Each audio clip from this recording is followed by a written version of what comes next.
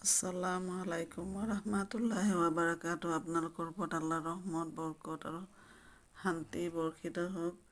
আউযু বিল্লাহি মিনাশ শাইতানিৰ ৰাজিম। বিসমিল্লাহিৰ ৰহমানিৰ ৰহিম। খাদা খোৱা শয়তানৰ প্ৰচলনৰ পৰা আল্লাহ তুমি আমাক ৰক্ষা কৰা। পৰম কৰুণাময় পৰম দয়ালু আল্লাহ তাআলাৰ নামত আৰম্ভ কৰা।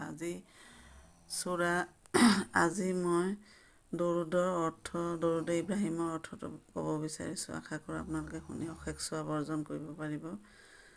দৰুদে ইব্ৰাহিমীটো হৈছে আল্লাহুম্মা সাল্লি আলা মুহাম্মাদ ওয়া আলা আলি মুহাম্মাদিন কামা সাল্লাইতা আলা ইব্ৰাহিম আলা আলি ইব্ৰাহিম ইন্নাকা হামিদুম মাজিদ।